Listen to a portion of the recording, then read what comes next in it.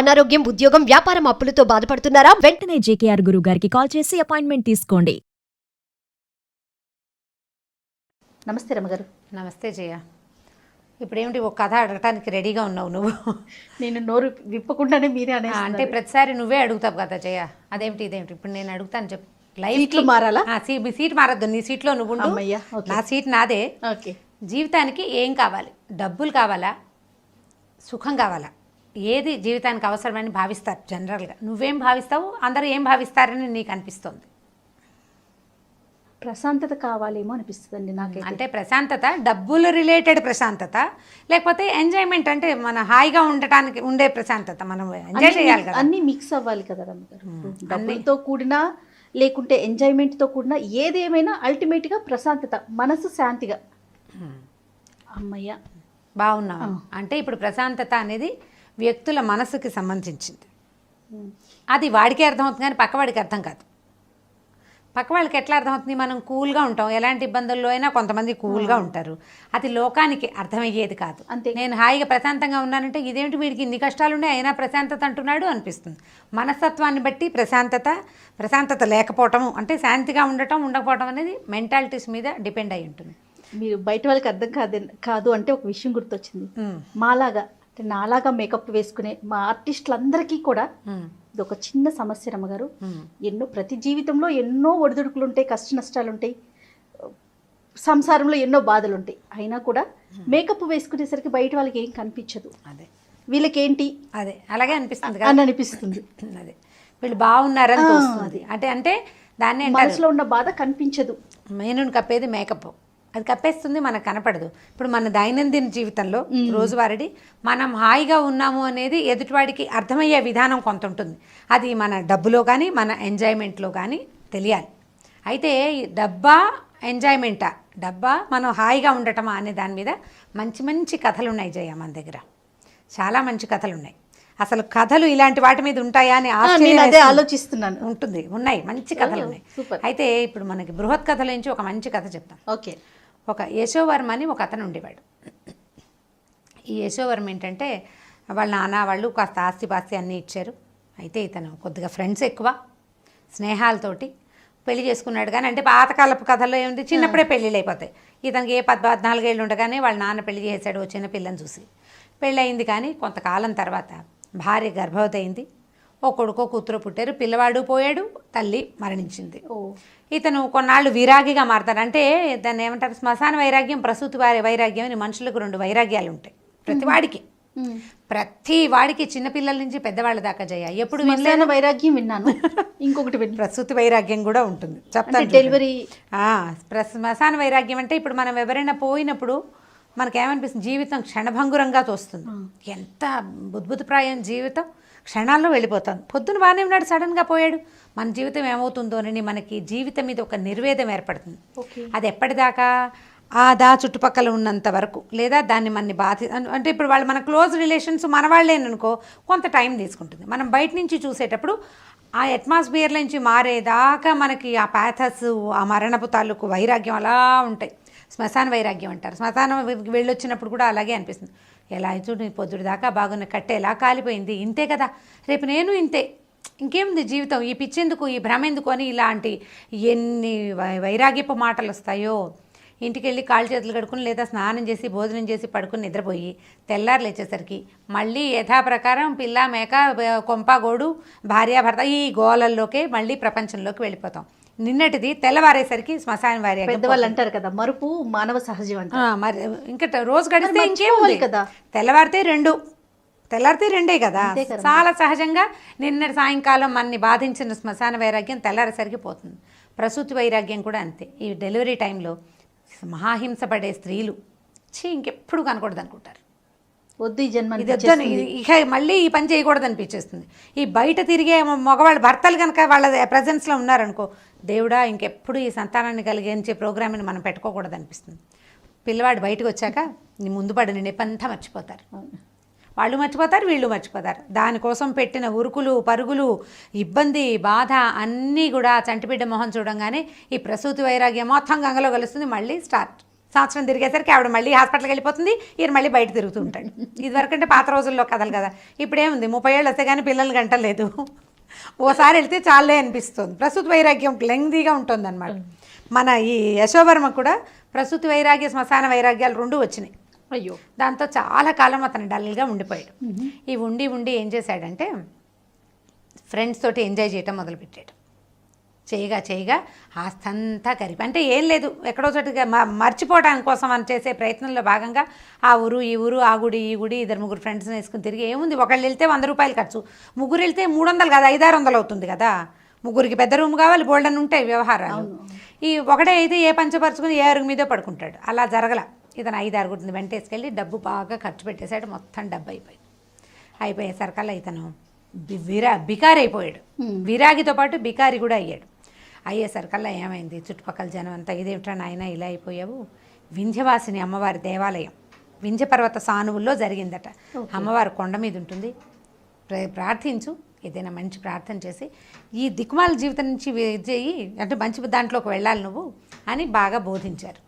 బోధిస్తే ఇతను ఏం చేశాడు, అప్పుడు బుద్ధి తెచ్చుకున్నాడు కదా, ఆలోచించుకుని ఏం చేశాడు, బాగా 35 సంవత్సరాలు వచ్చాక వింధ్యవాసిని మాతని సేవించాడు. సేవిస్తే బాగా చాలా రోజుల పాటు రోజు ధ్యానానికి కూర్చునేవాడు. కొన్నాళ్ళ తర్వాత అమ్మవారు కరుణించింది అతను. కరుణించి ఆ అశరీరవాణి వినపడింది, వత్స నీ శ్రమ ఫలించింది, నీకేం కావాలో కోరుకో అంటే అమ్మ ఏదైనా జీవితాన్ని ఇవ్వమన్నాడు. అయితే ఆవిడ ఏమడిగిందంటే అర్ధశ్రీ కావాలా భోగశ్రీ కావాలా అని అడిగింది. ఇతను అర్ధశ్రీ అంటే ఎవరు అంటే ఏమిటి, భోగశ్రీ అంటే ఏమిటి, అమ్మ ఈ 2 నాకు తెలీదు, నాకు ఏది మంచిదో అది ఇవ్వంటే ఈ 2 ఎక్కడున్నాయో తెలుసుకో, నువ్వు తెలుసుకుని ఆ 2 నీకేది కావాలంటే అది ఇస్తాను, చాయిస్ ఆయనకి అని చెప్పింది.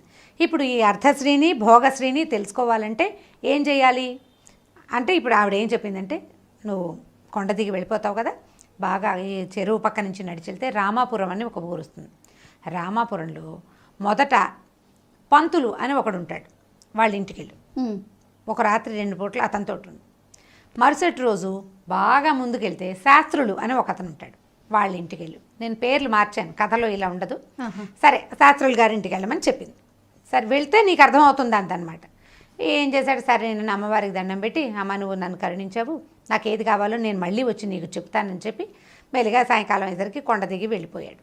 ఆ రామాపురం దారి పెట్టాడు. దారి పెట్టాక ఈ పంతులు గారింటికి వెళ్ళాడు.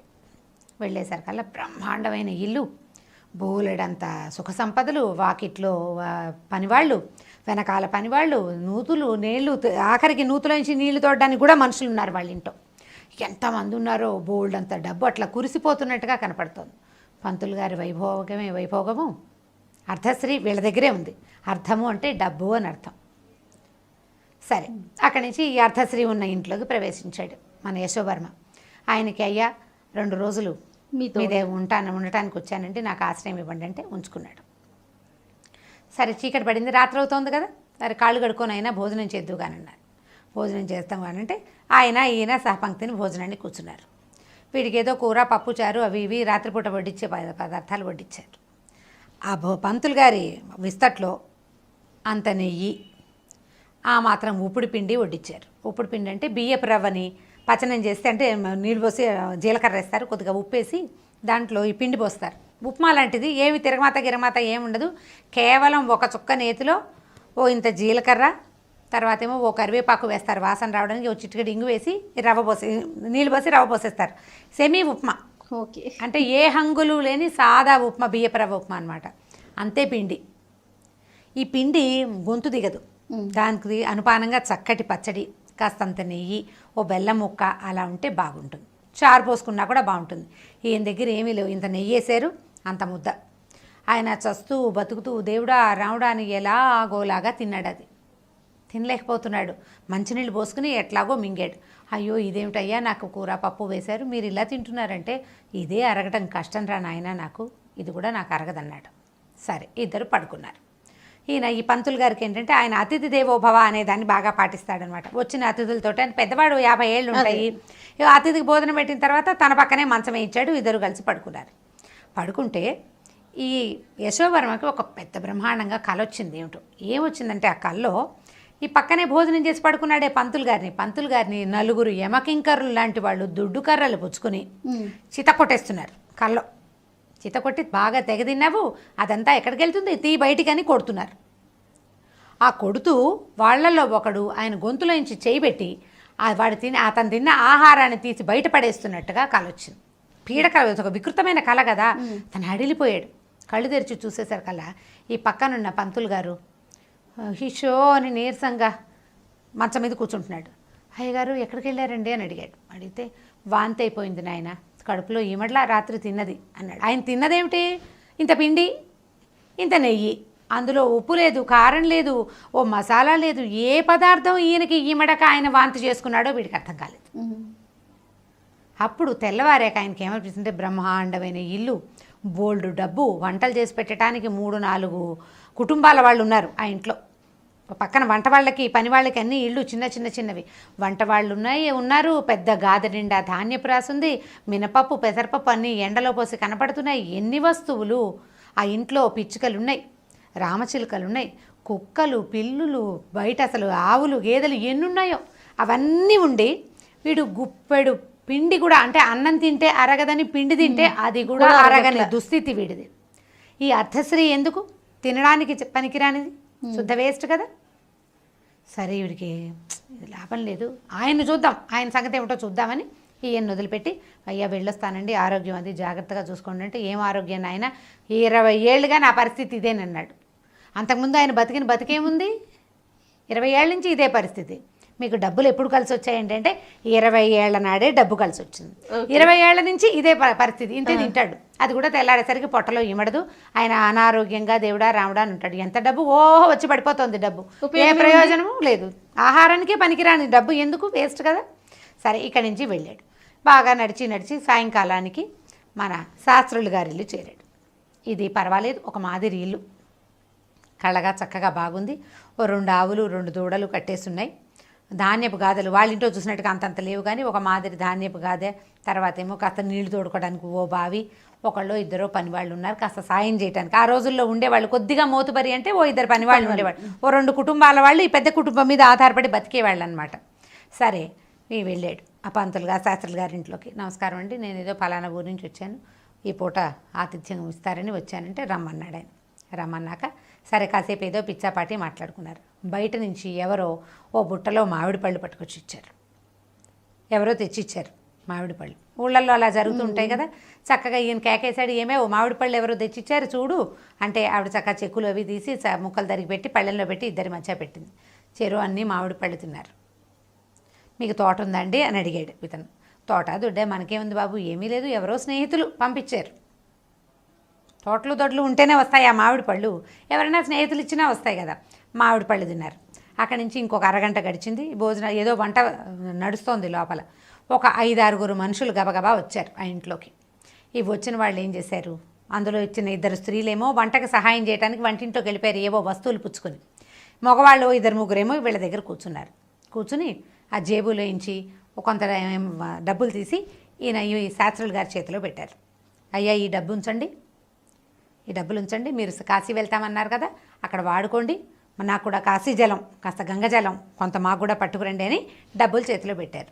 ఆయన నవ్వి ఏమన్నాడంటే, బాగుంది నాయన, ప్రయాణానికి డబ్బులు వచ్చేసినాయి, విశ్వేశ్వరుడు ఈ రకంగా కాచాడని ఆయన డబ్బులు తీసి జేబులో పెట్టుకున్నాడు. అంటే ఆయన కాశీకి ప్రయాణం అయ్యాడు, డబ్బులు లేవు, డబ్బు వచ్చేసింది. డబ్బు వచ్చింది. ఇప్పుడు వాళ్ళు ఎవరో తెచ్చిచ్చారు, వాళ్ళకి కాశీ నుంచి గంగాజలం కావాలి, ప్రయాణం చేయగలిగే అవకాశం లేదు, వెళ్తున్న వాడికి డబ్బు ఇచ్చి గంగాజలం తెప్పించుకుంటారు. అక్కడి నుంచి వెళ్ళిన లోపలికి వెళ్ళిన ఆడవాళ్ళు వస్తువులు పుచ్చుకెళ్ళారు కదా, కూర నార ఏవో చేత్తో పుచ్చుకెళ్ళారు. చక్కగా భోజనం పెట్టారు, రొట్టెలు అవి ఇవి బోల్డని పదార్థాలు ఉంటే, ఇదేమిటి రొట్టెల పిండి ఎక్కడదో నీకు అని భార్యని అడిగాడు. అబ్బాయి కాదండి, ఇందాక వచ్చారు కదా వాళ్ళు పట్టుకొచ్చారు, వాళ్ళు రొట్టెలకి పిండి పట్టుకొచ్చారు, పాయసం చేయటానికి బెల్లం పట్టుకొచ్చారు, వీళ్ళింట్లో ఏదో పప్పు చారు పెట్టారు. ఇప్పుడు రొట్టెలు, పాయసం, పప్పు, చారు, ఎన్నైనా పదార్థాలు. సాయంకాలపు మామిడి పండు ఎలాగ ఉంది మజ్జిగాన్నంలోకి, ఏమో మజ్జిగ పోయి అన్నాడు ఆయన. పోయి అంటే మజ్జిగ ఎందుకు, మన పాలే పెరిగే ఉంది, పొద్దున పంపించారు సుబ్బారాయుడు గారు, పొద్దున వచ్చిన సుబ్బారాయుడు గారు పెరుగు పంపించారని పెరుగు కూడా తెచ్చివేసింది. ఈయన దగ్గర వాకిట్లో ఉన్నవి 2 ఆవులు, దూడలకే సరిపోయే పాలు, గేదెలు లేవు. ఆయన ఆ పెరుగన్నం తింటూ, గేదె పరుగు మహారుచో ఏమైనా జబ్బు జబ్బు చేస్తుంది కానీ రుచి బాగుంటుందని చెప్పాడు. అంటే గేదె పెరుగు వీళ్ళ ఇంట్లో లేదు, బయట నుంచి వచ్చింది. సరే భోజనాలు అయినాయి, చేతులు కడుక్కున్నారు, ఓ పక్కన పడుకున్నారు. ఈయన కూడా ఓ చాపేశారు, ఆయన చాపని పడుకున్నాడు, ఈయన చాపేసుకుని పడుకున్నాడు. పడుకున్న తర్వాత కాస్త ఆ కబుర్లకి చెప్పుకున్నారు. మీ దగ్గర మీకేం ఆస్తుంది ఏమిటంటే, ఏమీ లేదు నాయన, ఈ ఇల్లే ఒక కొద్దిగా పొలం ఏదో ఉంది, ఏదో సంవత్సరం తిరిగేసరికి డబ్బులు వస్తుంది. మరి మీరు ఎలా చేస్తారండి, మీకు డబ్బు ఎక్కడి నుంచి వస్తుంది, మీరు సంసారం ఎలా నడుపుతారంటే, ఏమో భగవంతుడు నడుపుతున్నాడు, జరిగిపోతుంది భోగం. నేనేం పెద్దగా ప్రయత్నం చేయను, ఏదో మంచి మాట్లాడతాను అంతే, మంచి పని చేస్తాను, ఏదో గుళ్ళోకి వెళ్తాను, ఏదో పురాణం చెప్తాను, అంతే నాయన. భోగం ఈ రకంగా భగవంతుడే నడిపిస్తాడు. నేను పెరుగు లేకుండా అన్నం తింటలేదు. ఎండాకాలం అంతా మామిడి పళ్ళు మల్లెపూలు వస్తూనే ఉంటాయి. మాకు మల్లె చెట్టు లేదు, మామిడి చెట్టు లేదు. మల్లె చెట్టు లేకపోతే పువ్వులు ఎక్కడి నుంచి వస్తాయి? కొనుక్కోవాలి. కొనుక్కోవడానికి డబ్బులేవి లేవు. మామిడి పళ్ళకి డబ్బులు లేవు. మామిడి పళ్ళు బయట నుంచే వస్తున్నాయి, మల్లెపూలు బయట నుంచే వస్తున్నాయి. అనుభవించే యోగ్యత ఉంటే ఆ రకంగా వచ్చేస్తుంది. తెల్లవారాక ఆయనకి దండం పెట్టేసి ఈ శర్మగారు మన సూర్యవర్మ అక్కడి నుంచి బయలుదేరి వెళ్ళిపోయాడు. వెళ్ళి అమ్మవారి కొండకి వెళ్ళాడు. మళ్ళీ అమ్మ నాకు అర్ధశ్రీ వద్దు, భోగశ్రీనే ఇవ్వు. ఏదైనా ఒక వస్తువు దాన్ని అనుభవించే యోగ్యత ఉండాలి తప్ప కొనుక్కుని సొంతం చేసుకోక్కర్లేదు. మనం దాన్ని సొంతం చేసుకోలేకపోయినా 100 మామిడి చెట్ల తోట ఉన్న పంతులు గారి పరిస్థితి ఏమిటి? మామిడి పండు తినలేడు, ఆయన అరుగుదలకు రాదు. ఏ చెట్టు లేని శాస్త్రికి చక్కగా దొరికేస్తుంది ఆహారం.